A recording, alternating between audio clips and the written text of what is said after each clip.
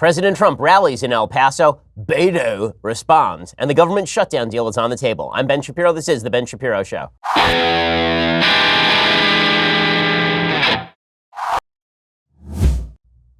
Man, I knew that 2020 was going to be great. I did not know that the circus was going to be this much fun. All 3 rings of the circus have been filled, and there are more rings to come. More candidates thinking about entering, and all of them making fools of themselves, and it's just glorious. We're going to get to all of that in just 1 second. First, let's talk about your genetic profile. We live in a world where we have access to data that gives us more personalized insights into who we are. What's more personalized than your DNA? The answer, nothing, which is why you should check out 23andMe. They allow you to go beyond ancestry to gain more personalized insights about you based on your DNA. Take the Elizabeth Warren challenge and see what your ancestry looks like and whether you are, in fact, more Native American than a United States senator. But then also make sure that you have all the information about your health and wellness. They've got things like the Deep Sleep Report that asks you and tells you, actually, based on your genes, whether you are more apt to be a light sleeper or a deep sleeper. They've got a sweet versus salty taste report, which sort of explains your sweet tooth versus your taste for salty. Saturated fat and weight report, which can tell you about how your genetics may impact your body's response to your diet. So they've got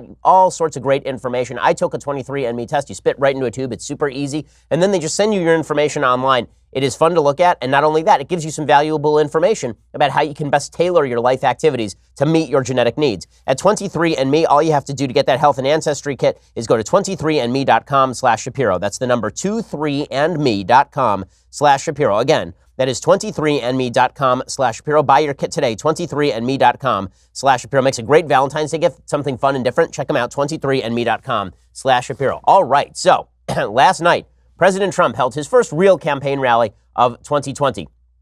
And his first campaign rally of 2020 was a blowout. I mean, there were thousands and thousands of people who showed up, gigantic crowd there on the border in El Paso, and it was Trump at his finest. I mean, it was freewheeling Trump. It was Trump doing what he does best, just going off on folks. It was pretty solid stuff. So he began by launching into an attack on the Green New Deal and Alexandria Ocasio-Cortez's stupid, frequently asked questions and backgrounder checklist. Here he is going after AOC, and it is pretty spectacular. Last week, they introduced a massive government takeover that would destroy our incredible economic gains. They introduced the so-called Green New Deal.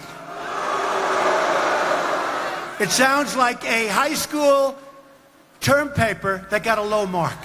This is exactly right, of course. I mean, it's as though he listens to the show, since that's exactly what I said when it came out. I said that this was a paper that should never have gotten a C+ in an English class from like 8th grade, which is exactly right. The president has a real benefit in 2020 that people are ignoring, and that is he will be running against a Democrat. Everybody in 2020 is looking forward to the fact that Trump has low approval ratings. Oh, okay, so he's around 40, 42, 44%. And the going wisdom is that that's just not popular enough to get reelected.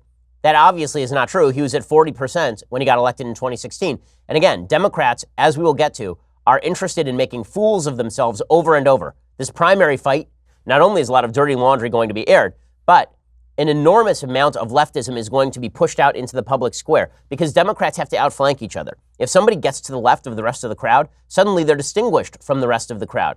In a race with 1,000 people, all you have to do to stand out is be the one person wearing a different color.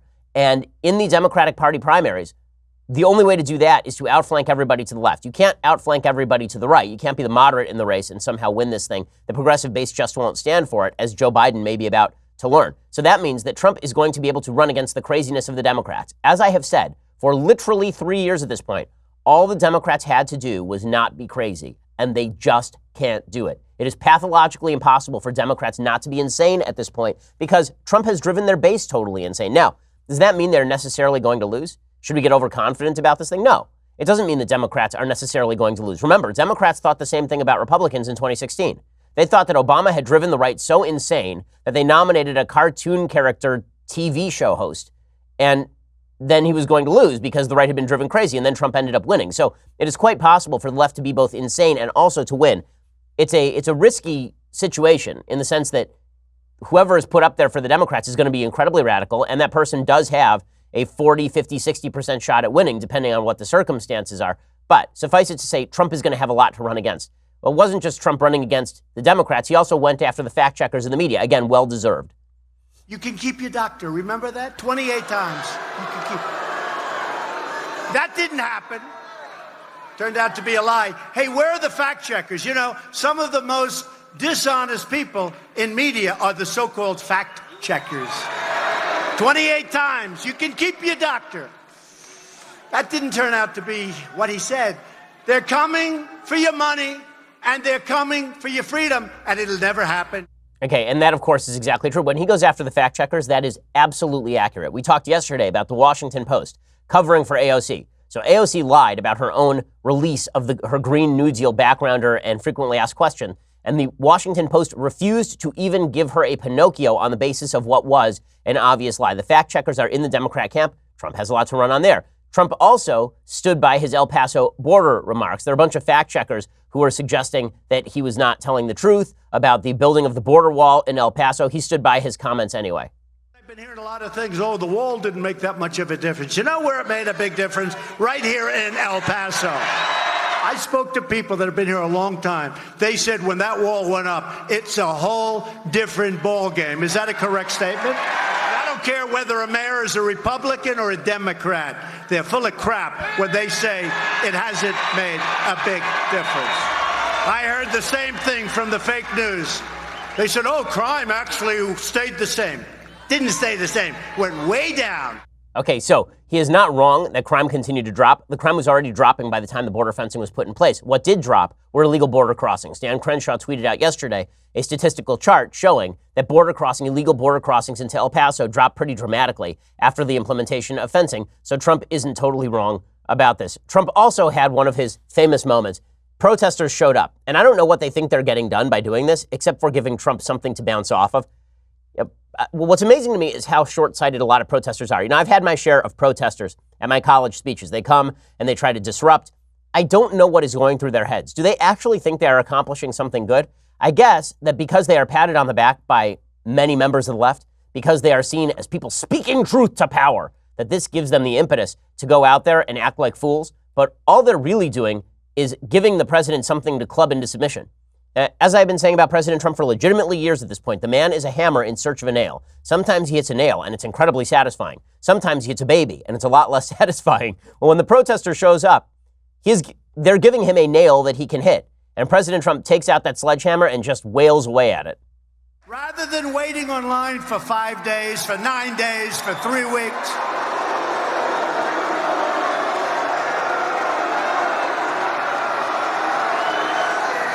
where do these people come from? Where do they come from? They go back home to mommy. They get punished when they get home. That's great. I mean, what can you say about that? He's not wrong. That's good stuff. And this is where the president is best, is off the cuff. Honestly, he is very quick on his feet when it comes to rebutting people who don't like him. And it comes off really well in crowd settings. He also went after Ralph Northam in Virginia. Again, Democrats providing him an endless font of material. All Trump has to do in 2020 is just sit back, gather material, and then make fun of it. That's all he has to do. He just has to play kind of low-rent Jon Stewart. All he has to do is let the Democrats say things, and then he just comes out and he mocks them or repeats their comments. Then the media go crazy. How could Trump repeat his comments? So Trump goes after Ralph Northam. And it's just, this is solid stuff. This is good material from the President of the United States. Listen, is it Lincoln-esque? No, but you knew what you were getting when you elected President Trump. The guy's been this way for years. Honestly, I find it rather hilarious and simultaneously off-putting when you see some of the folks who didn't vote for Trump in 2016. And I didn't vote in the 2016 election for president. When you see people who are so anti-Trump on the right that they can't appreciate the humor of what President Trump does. As though it's a brand new shock. It's a brand new terrible thing every time he does something funny. It's a brand new insult to the office. Can you get off your high horse for just a second? Barack Obama did an interview with a lady who once bathed in Cheerios. Can you get off of it? Like the office of the presidency, it's been degraded for a little while now. President Trump isn't anything new in this respect. Can you just appreciate the humor for what it is? Like instead of sitting here and being the fuddy-duddy, can you just appreciate that this is some funny stuff? Like, come on. It is. It's funny. Here's the president going after Ralph Northam, and it's pretty hilarious. So in Virginia, the governor, he's gotten a little publicity lately. I like him. Keeps us out of the papers. I like him. I'd like to find a few more guys like this one.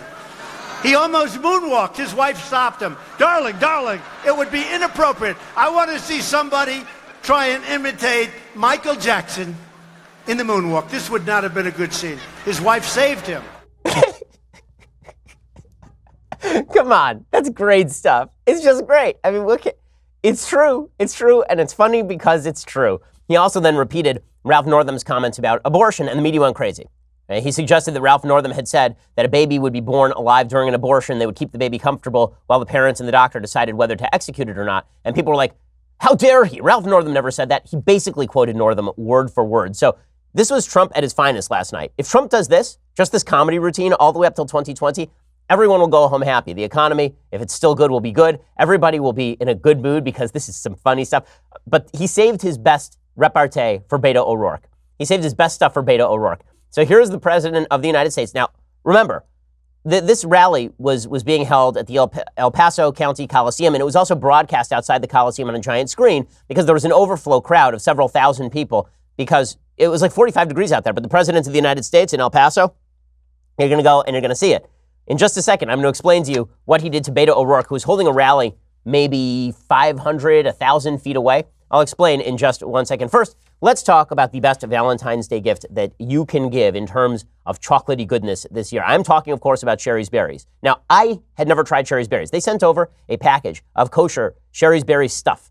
Oh my God. I mean, this is some of the best material ever put on planet Earth, and you can be giving some of this to your loved one this Valentine's Day for the not expensive price of $19.99. Never go wrong with their signature dipped Valentine's strawberries, dipped in milk, dark or white chocolatey goodness for any discerning palate. She will fall in love with every bite, topped with decadent toppings, chocolate chips, heart and glitter sparkles, always fresh, always tasty, always worth the wait.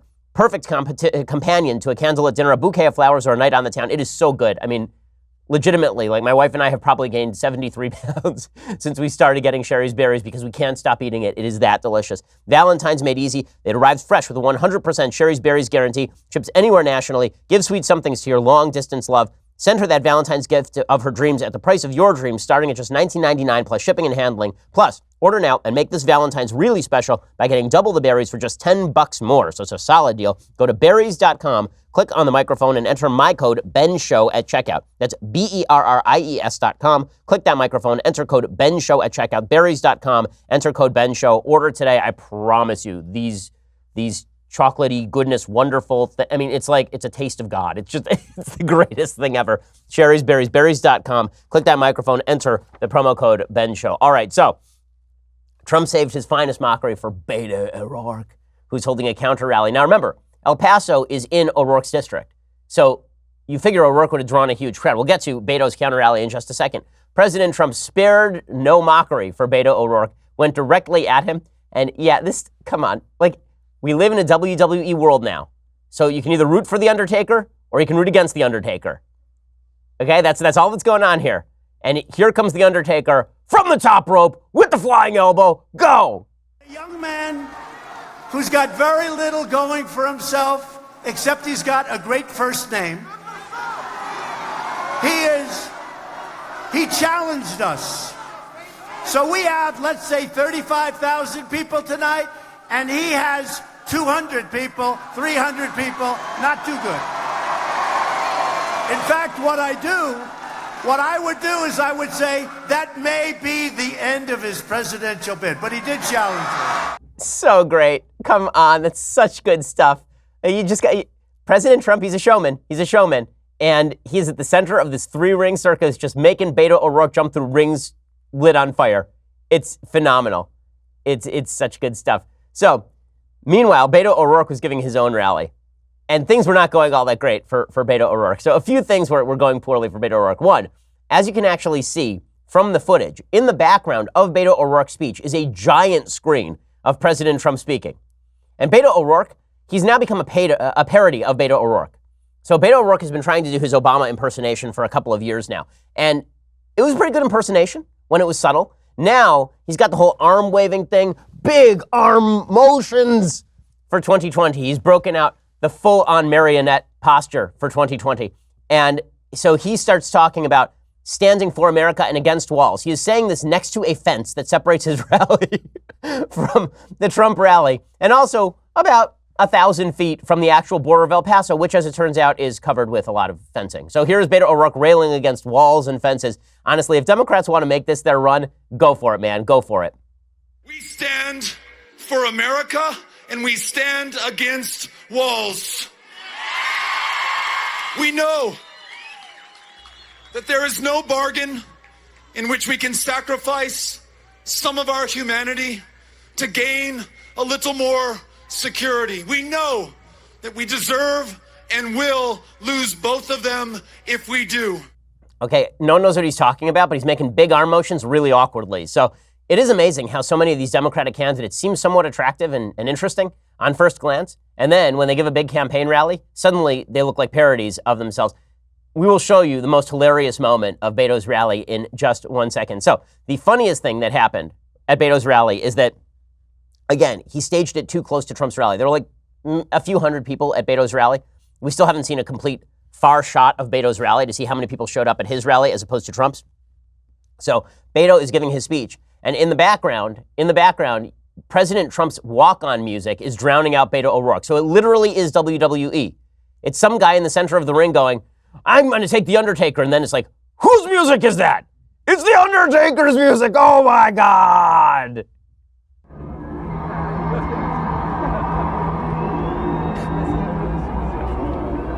Here,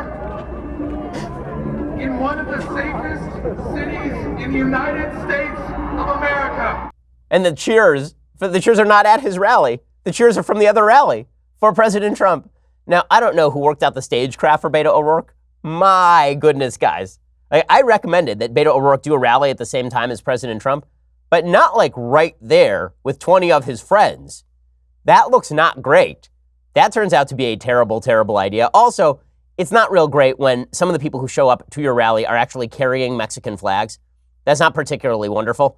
People were hawking Beto 2020 buttons and holding signs, and they were selling Beto shirts. And then there were a few folks who showed up with actual Mexican flags at the Beto counter rally, which, when you're trying to make the case that you're standing up for Texas, is not actually a wonderful, wonderful idea. So a bad night for Beto O'Rourke, but that's not a great shock. The Democrats in 2020 are all struggling a little bit. So there are a couple stories about Kamala Harris that have come out today. Both of them are just glorious. Story number one about Kamala Harris, the Democratic frontrunner for 2020. We call her the Democratic frontrunner not only because she's polling pretty well at this point, but because she fulfills the intersectional checkboxes. She is black and she is a woman. That's all you need in the Democratic primary to mean that you're going to win 15 to 20% of the vote pretty much automatically, according to the new math.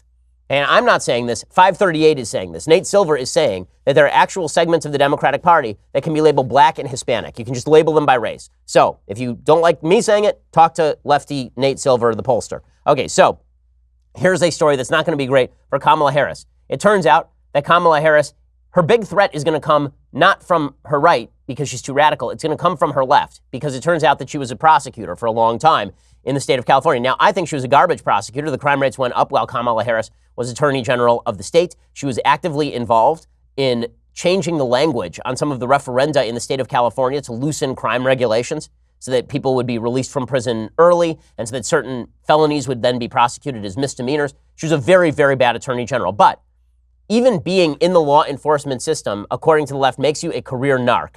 You are now a person who is stamped with the badge of infamy. You once worked for law enforcement. So Kamala Harris is trying to live that down by suggesting that she was a subversive narc. She was really a cool person. She was super cool. So she was asked on a show called The Breakfast Club whether indeed she has ever smoked pot. And here was her supremely awkward answer. Have you ever smoked? I have. Okay. Like in And college, I inhaled. I did inhale. Okay. It was a long time ago. But yes. I know you have to go. They say you have to go. I just wanted to I ask. just broke news. I mean, was it in college? See, I like stuff like that. That's a real honest answer. It's real. Was it a blunt or joint? It was a joint. Hey. Hey, okay, so she's cool because she smoked pot. Everybody's fun. Everybody's enjoying the fact that Kamala Harris smoked pot and also has a really awkward Hillary-esque laugh. It is a weird. Yeah, people have weird quirks. Not unique to Kamala Harris. Everybody has sort of a weird quirk. When things get awkward, how do you respond? And for Kamala Harris, she goes to her awkward laugh, which is very much like the Hillary Clinton awkward laugh. It's like, nobody said anything really funny here, Senator, but you're kind of laughing weird. That interview went on, and then things got a little dicey because it turns out she was an undercover cop. So they asked her what was playing in the background when young Kamala was hitting a joint. She said, "Oh yeah, definitely Snoop. Tupac for sure." So basically she said the only time she smoked pot was back in college, and she was listening to Snoop or Tupac. There is only one problem. Tupac's first album came out in 1991. Snoop's first album came out in 1993. How do I know all this? Because, as you know, I'm a rap connoisseur. Obviously.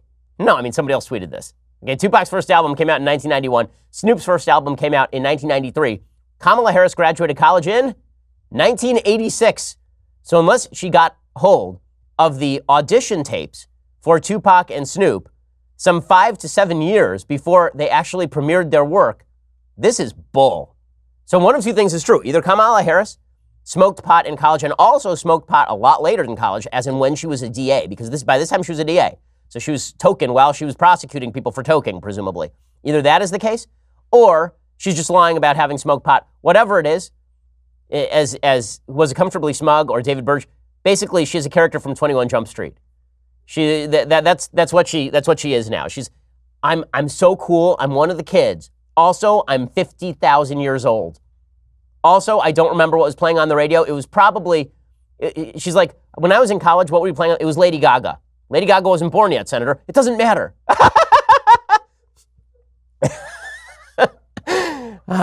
Good times with Senator Harris.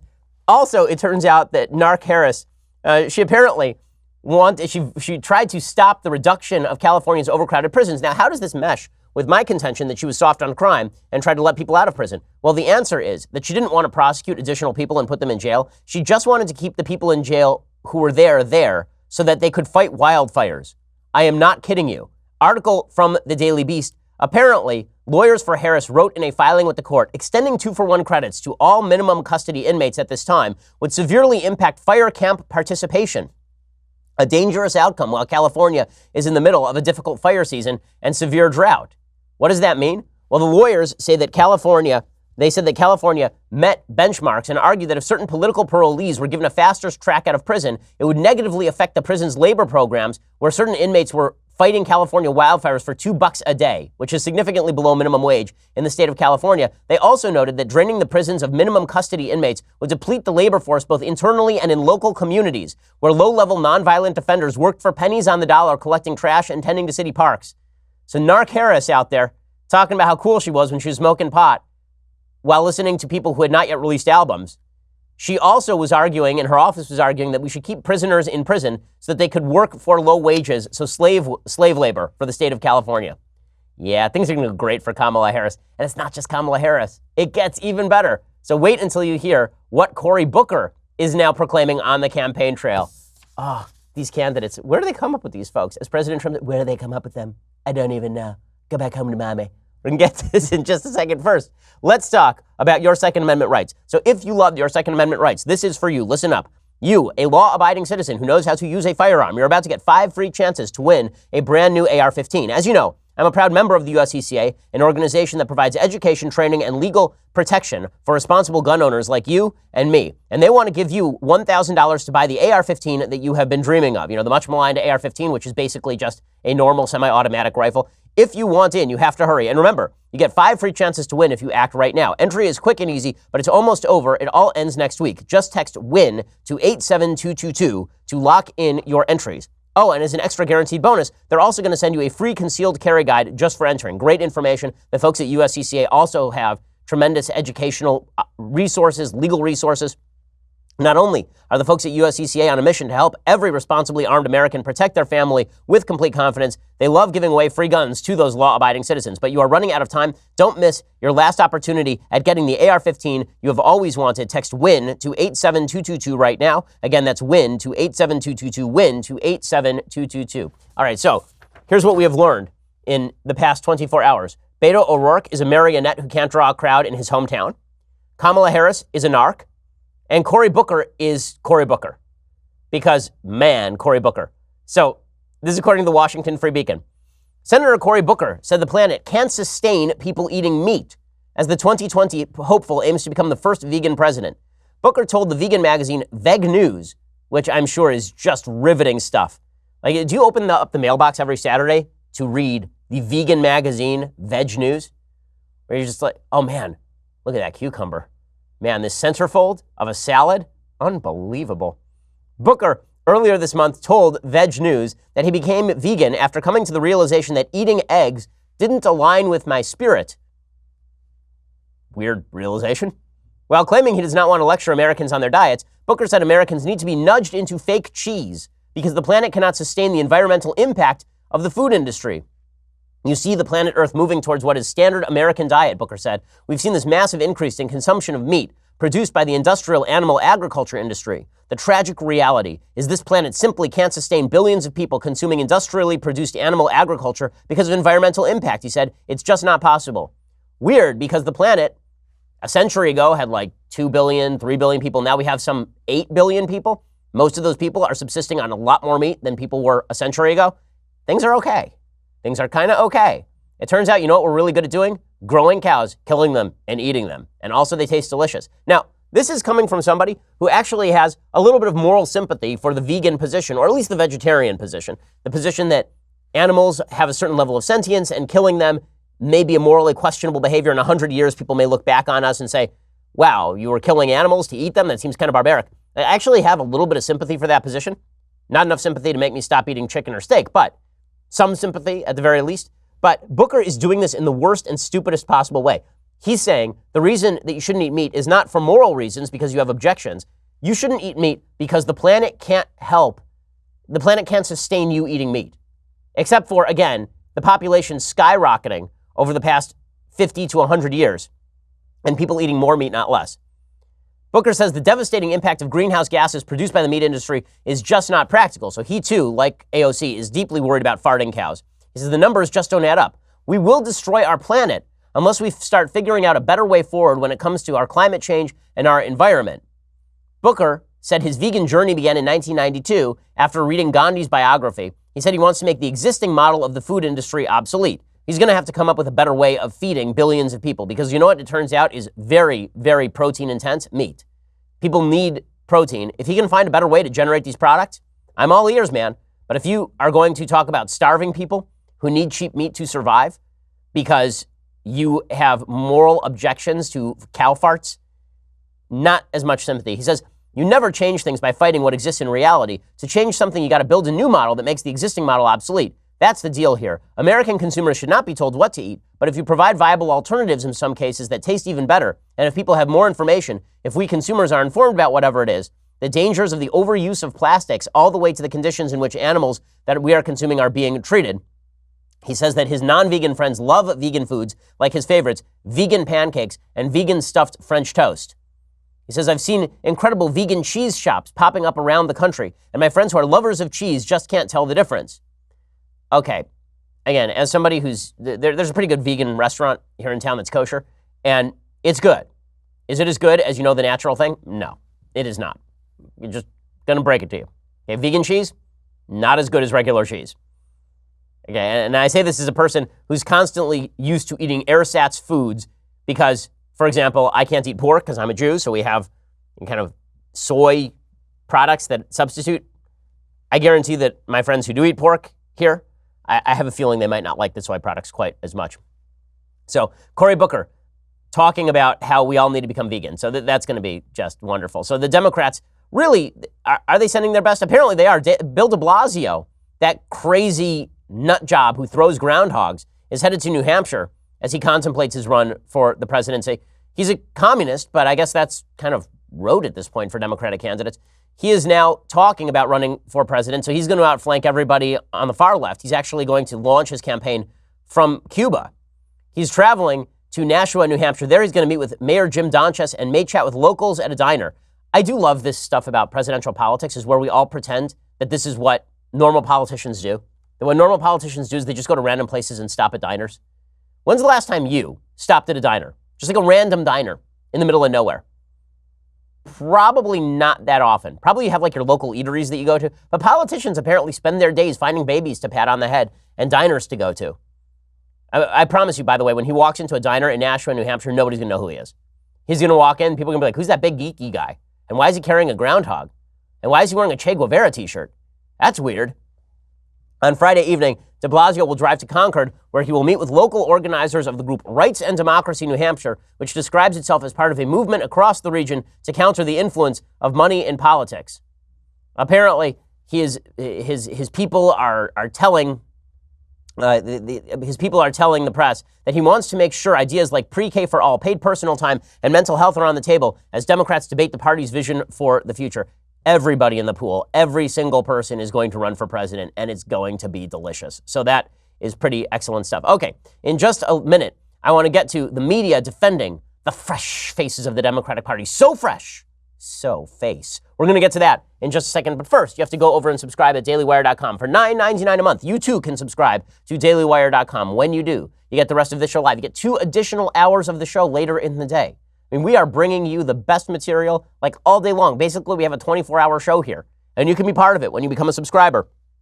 For $99 a year, you get this: the very greatest in all beverage vessels, the leftist tears hot or cold tumbler. Cast your eyes upon it and despair, as Alexander did when he realized there were no more worlds to conquer. Go check that out for $99 a year. Plus, tonight, 7 p.m. Central, the latest stop on my Young America's Foundation tour brings me to the University of Alabama. I'm going to be making the ultimate case against abortion. You're not going to want to miss that event. If you can't make it tonight, not a problem. You can also watch the speech online at yaf.org/live. So you'll be able to watch every melting snowflake in real time. The Q&A is always the best part. Again, that is 7 p.m. Central at University of Alabama. I hope to see you there. And if not, I hope you will see me later. So go check that out. Plus, subscribe over at YouTube or iTunes. Leave us a review. It always helps with our ranking.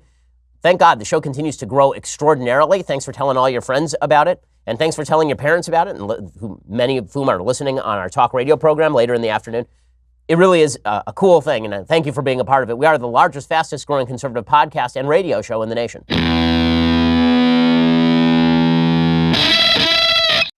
Okay, so as all of this continues, it is wonderful to watch the media defend the fresh faces of the Democratic Party. So much freshness, so much faceness. So Ilhan Omar, you will recall, is an anti-Semite.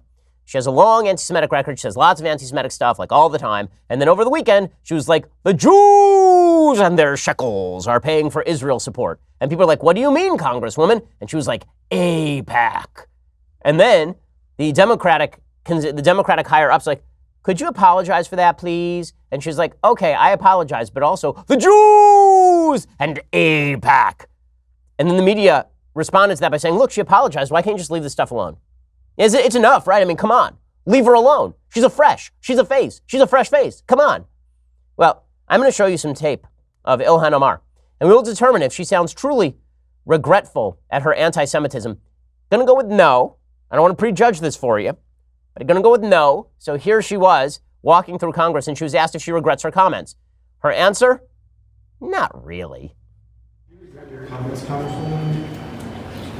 I'm pretty sure that was stated in my statement. Were you surprised by the criticism? Always surprised. Are you worried about losing committee assignments? Absolutely not. Okay, so she is an angry, angry human, right? She is very upset about all of this. Does that seem like somebody who really has learned her lesson? Or does that seem like somebody who's pissed that they were called out? Does that seem like a teenager who's pissed that their mom found the pot in the top drawer? Like Kamala Harris. It doesn't matter. She is an anti-Semite. She 3 weeks ago had to apologize for anti-Semitism. Then 3 weeks later, she had to apologize for anti-Semitism. So start your clocks now. It has been 1 day since accident. Okay, because in 3 weeks, they're going to have to reset that clock again. Is she going to lose her committee assignments? Of course she's not going to lose her committee assignments. Steve King, the congressman from Iowa, said that white nationalism shouldn't be a term of castigation. It shouldn't be a bad term. He lost all of his committee assignments, as he should have. Republicans punished him. Ilhan Omar said the Jews are paying for support for Israel, and everybody in the Democratic Party just shrugged. Or even better, members of the left suggested that the real problem with her comments was not that she was anti-Semitic. The real problem is that it gave credence to the right, that it gave the right room to run. Michelle Goldberg, who is, again, one of the repository of intellectuals over at the New York Times, by which I mean that which intellectually swirls the drain in your toilet. So she has a piece today in the New York Times. It is called Ilhan Omar's Very Bad Tweets. Left-wing anti-Semitism is a gift to the right. I love that angle. So normally, when we say anti-Semitism is bad, usually we say it's bad because it's, bad. And so if I were to write a column about Steve King, I would say that white nationalism is bad. I wouldn't say it's a gift to the left. I'd say it's bad. It's just bad. It turns out that hating Jews, bad thing. According to the left, hating Jews only bad when you say it out loud and it backfires on you. That's when it gets kind of awkward. So Michelle Goldberg has a full column about all of this. She says, last October, after a crude mail bomb was found in George Soros' mailbox, Representative Kevin McCarthy, the California Republican, who is now the House Minority Leader, tweeted, "We cannot allow Soros, Steyer, and Bloomberg to buy this election." The tweet, since deleted, was referring to Tom Steyer and Michael Bloomberg, both of them, like Soros, Jews who are often the object of anti-Semitic conspiracy theories. Speaking on CNN, Steyer, who had also been sent a mail bomb, described McCarthy's tweet as a straight-up anti-Semitic move. By the way, it was not. Tom Steyer is a very wealthy person who gives a lot of money to politics. Michael Bloomberg does the same. So does George Soros. That is not the same thing as saying the Jews are buying support for other Jews on the basis of their Jew money, which is what Ilhan Omar said. She was saying that Jewish money stands behind support for the Jewish state. It is not anti-Semitism to say Michael Bloomberg gives a lot of money to anti-Second Amendment causes. That is a fact. It is not anti-Semitism to say that Tom Steyer spends a lot of money on environmental causes. That is a fact. And it is not a slander or an anti-Semitic libel to suggest that George Soros spends a lot of money on a lot of left-wing crazy causes. That is absolutely true. It is, however, a lie to suggest that Jewish money is behind American support for Israel. That is not true in the slightest. Nonetheless, Michelle Goldberg is very angry against Republicans because, after all, when Ilhan Omar, a Democrat, says something bad about Jews, you obviously have to talk about Kevin McCarthy. She says it would have been easy enough for either Omar or Rashida Tlaib to point out McCarthy's cynical hypocrisy. Instead, Omar responded with a blithely incendiary tweet quoting Puff Daddy's ode to the power of money. It's all about the Benjamins, baby. When an editor at The Forward, a Jewish publication, asked who Omar thinks is paying American politicians to be pro-Israel, she responded, AIPAC. Consciously or not, Omar invoked a poisonous anti-Semitic narrative about Jews using their money to manipulate global affairs. I do enjoy the consciously or not addendums here. It's funny how people on the left will immediately apply those adjectives and modifiers to situations that are clearly conscious. Ilhan Omar knows exactly what she is saying. As I mentioned on yesterday's radio show, Ilhan Omar is scheduled on February 23rd to speak alongside an actual terror supporter. I mean, this is not a person who's a babe in the woods when it comes to these subjects. In 2013, she gave an interview where she laughed about Hamas and Hezbollah alongside a host who calls Israel the Jewish ISIS. So Michelle Goldberg says, on Monday afternoon, Nancy Pelosi and the rest of the House Democratic leadership rebuked Omar and called on her to apologize for her use of anti-Semitic tropes and prejudicial accusations about Israel supporters. It was a depressing fall from grace for someone who just a few weeks ago was feted as a pathbreaker, a refugee from Somalia who, alongside Tlaib, rose to become one of America's first two Muslim congresswomen. Omar herself has been subject to vicious Islamophobic smears. Yes, she's the real victim here. Then she says, the real problem is that because Ilhan Omar said something anti-Semitic, she has now undercut the anti-Israel case. She says, in truth, while AIPAC's influence is extensive, no one needs to pay off conservatives to make them support Israel. Evangelicals, a far bigger constituency than American Jews, tend to be pro-Israel for religious reasons. Not long after Pelosi's statement, Omar released one of her own, apologizing unequivocally. Personally, I'm happy to accept her apology. Oh, are you? There's a giant-ass shock. That is a huge shock that Michelle Goldberg is willing to accept a completely insincere apology from a member of her own political caucus. Partisanship, hell of a drug. She says, progressive American Muslims and Jews should be natural allies. Our mutual future depends on deepening this country's embattled commitment to multi-ethnic democracy. Prejudice helps bind the modern right together, but unchecked, it can rip the left apart. So she's very upset that Ilhan Omar exposed the rifts inside the intersectional coalition. Instead, Ilhan Omar should be anti-Semitic, but quietly. That'd be the best thing. If she could, take that anti-Semitism and shove it back into the anti-Zionism, anti-Israel box, then we can all pretend that they're not anti-Semitic. They just don't like Israel. But they like Jews. They just don't like Israel or the people who live in Israel who happen to be Jews because it's a Jewish state that shouldn't exist because of the Jews. So very solid stuff there from the media. That is not the only media defense of the fresh faces of the Democratic Party. Best headline of the day. Okay, so here's the best headline of the day. This one comes courtesy of the New York Times. I do love it so. Ocasio-Cortez team flubs a Green New Deal summary and Republicans pounce. Yes, I wish I could buy stock in particular words. If I could buy stock in pounce, I would have bought stock in pounce like 3 years ago. And man, I would be a wealthy man today because the Democrats have such supporters in the media. Every time the Democrats make a mistake, the story is Republicans pouncing. They're like young Simba in The Lion King. Pounce. Just out of your pounce. It's amazing. All of these evil, terrible Republicans pouncing on Democrats for their support of infanticide and racism and blackface and anti-Semitism. Why won't these Republicans stop pouncing on innocent Democrat infanticidal maniacs? Why won't they just stop their pouncing? The real problem here is the pouncing, obviously. Now, I assume the editors at the New York Times must know what they're doing here. I assume they know that they're just tweaking people on the right. If so, it just demonstrates their insane bias even more. If not, then their bias is bad enough. But if they know what they're doing, it's even worse. Ocasio-Cortez team flubs a Green New Deal summary and Republicans pounce. Coral Davenport reporting for the New York Times. Days after introducing her Green New Deal, a plan to combat climate change that has won the endorsement of several Democratic presidential candidates, Representative Alexandria Ocasio-Cortez found the proposal enmeshed in confusion when her staff published a summary that included provisions not endorsed by the candidates. Okay, a couple of things to note here. The fact and background check, the backgrounder and the frequently asked questions document was posted about 2 days before the Green New Deal resolution hit the floor of the subcommittee in the House. So that's not even accurate reporting. It is not accurate that all of these Democrats endorsed the Green New Deal, and then Ocasio-Cortez came out with the flub document. She came out with the flub document, and then 2 days after that, she was forced to pull it down because the Green New Deal came out. Over the weekend, her staff backed away from the document, saying it was incomplete and had been published by accident, after Republicans pounced on the plan, citing a blog post of frequently asked questions. It was not a blog post. She put it up on her own campaign website. She emailed it to various media outlets. It's not a blog post. This is what passes for reporting at the New York Times. The post included language that called for economic security for all who are unable or unwilling to work. The plan, written by Ms. Ocasio-Cortez, a freshman Democrat from New York, and Senator Edward Markey of Massachusetts, was modeled on FDR's New Deal and embraced by several presidential candidates. It was also welcomed by Senator Bernie Sanders. The sweeping resolution, which calls for the United States to eliminate additional emissions of planet-warming carbon dioxide by 2030, was also signed by more than 60 House and Senate Democrats. The plan is a non-binding resolution and outlines goals in broad strokes rather than mapping out concrete legislation. Spokeswomen and spokesmen for Senators Harris, Gillibrand, Booker, and Sanders did not return telephone calls or emails requesting comment on the error. So shouldn't that be the headline?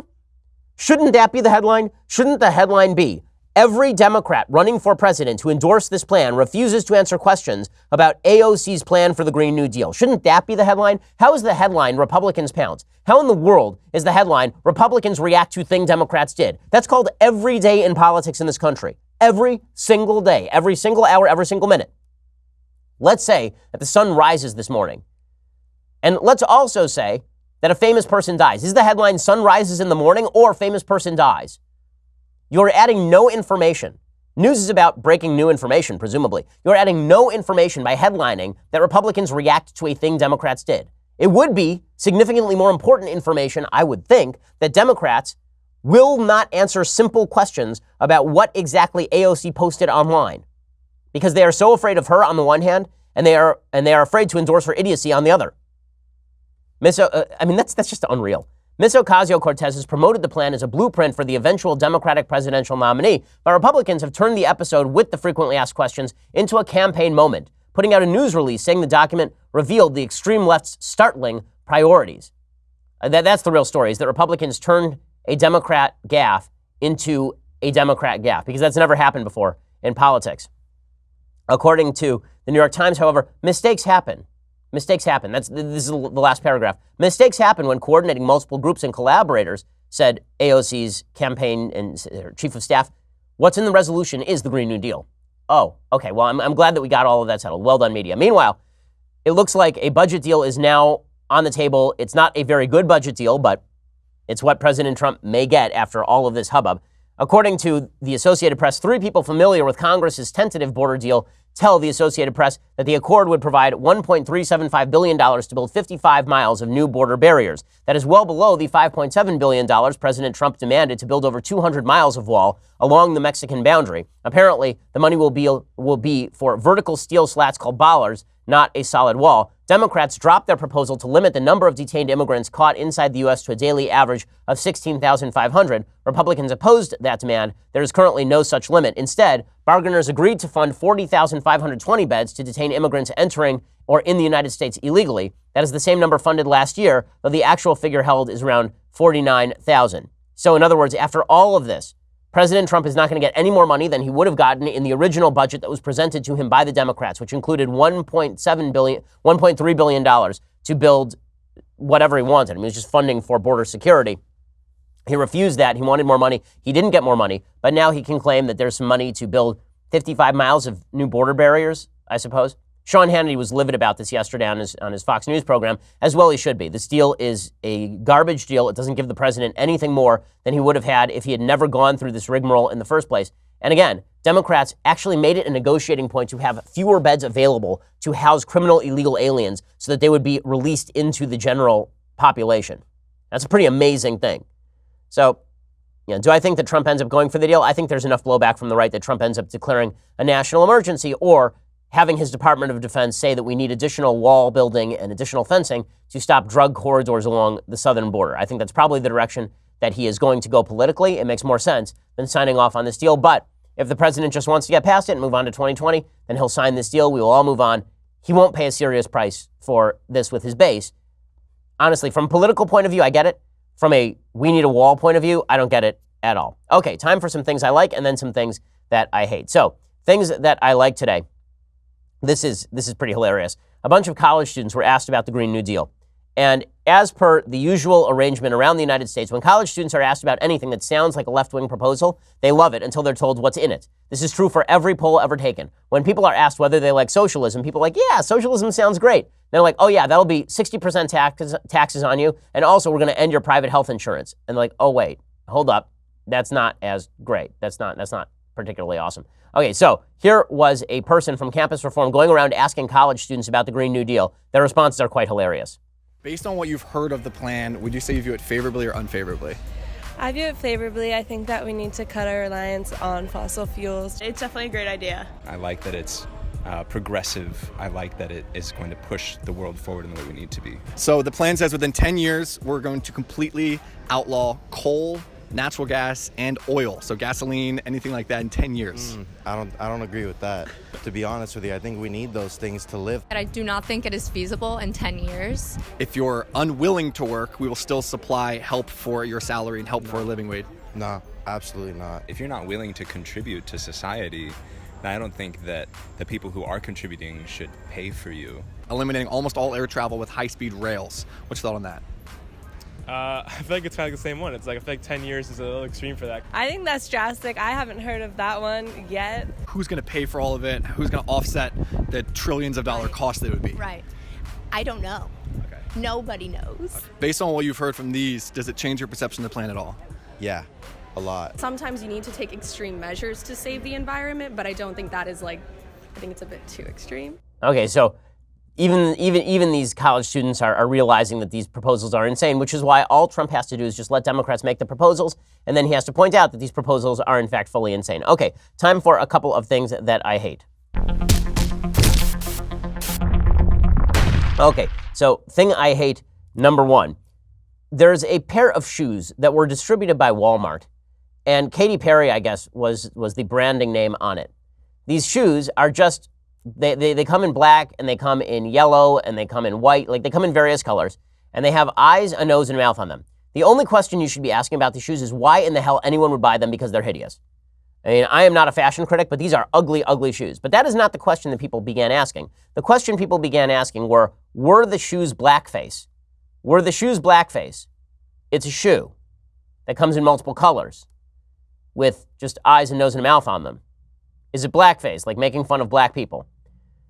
These are what we call first world problems. If you really believe that Katy Perry designed a hideous shoe specifically to make fun of black people, and you are deeply insulted by a shoe, and you think that the people walking around in those shoes are attempting to insult black people, or that you should feel insulted by a shoe, let me suggest that you need to get your priorities in order. These are not shoes with swastikas on them. These are not shoes with Confederate flags on them. These are shoes with eyes, a nose, and a mouth on them. And yet they are now being, seriously, these were now pulled from the shelves because they were blackface shoes. We have lost our minds. In similar news, hilariously, there is a shirt that was available at Bloomingdale's that said on it fake news. And our journalistic firefighters rushing to the site of the fire to fight those fires every day. They rushed to the site of the fire where they proceeded to say that those fake news shirts had to be taken off the shelves because if journalists stand for one thing, it's freedom of speech. That's the thing they stand for. The shirts were removed because lest anyone believe that the fake news is fake news. So, well done again, journalists. Not all heroes wear capes. Okay, final thing that I hate. So Bill Nye, who is a science guy by way of not knowing a lot of kind of basic things about science, shockingly enough, he did a video about abortion. It is the worst video, the worst pro-abortion video I have ever seen. It is just a giant straw man against the pro-life movement. But again, we're supposed to pretend that he knows things because he wears a bow tie and he knew like basic scientific stuff when we were in 3rd grade. When it comes to women's rights with respect to their reproduction, I think you should leave it to women. She has rights over this, especially if she doesn't like the guy that got her pregnant. Like, she doesn't want anything to do with your genes. Get over it. If you're going to say when an egg is fertilized, it's therefore has the same rights as an individual, then whom are you going to sue? Whom are you going to imprison? Every woman who's had a fertilized egg pass through her? It's just a reflection of a deep scientific lack of understanding. Okay, he doesn't, honest to God, he's a mechanical engineer, okay? He got his career started as a mechanical engineer, and he doesn't know things. First of all, he just equated miscarriage with abortion. And when he says every woman who has a fertilized egg pass through her, if you had a miscarriage, that's not an abortion. What we are talking about when we talk an abortion is the forcible ending of an incipient human life. That is what we are talking about. And when he says that you should be able to abort a kid because you don't like the father, I mean, it's hard to imagine a more evil thing than that. So if you get divorced, can you shoot your 7-year-old? If you really, this is the logic. The logic is you don't like the person with whom you shared genetic material, and thus that genetic material loses all right to exist. That's a pretty astonishingly broad argument. As you would say in law school, that's an argument that proves too much. But again, we're supposed to pretend that Bill Nye knows things because we called him the science guy back when he wore a white coat. And back, by the way, when he used to say that male and female were things that were determined by genetics. So that's good times for Bill Nye, the science guy. Alrighty, so later today, we are on for 2 hours. This is why you should subscribe over at dailywire.com. You can get behind the paywall, all sorts of great stuff over there. Also tonight, speaking at University of Alabama, so tune into yaf.org/live to check that out. We'll see you then. I'm Ben Shapiro. This is The Ben Shapiro Show. The Ben Shapiro Show is produced by Senya Villarreal, executive producer Jeremy Boring, senior producer Jonathan Hay. Our supervising producer is Mathis Glover, and our technical producer is Austin Stevens. Edited by Adam Sayevitz. Audio is mixed by Mike Caromina. Hair and makeup is by Jesua Olvera. Production assistant Nick Sheehan. The Ben Shapiro Show is a Daily Wire production. Copyright Daily Wire 2019.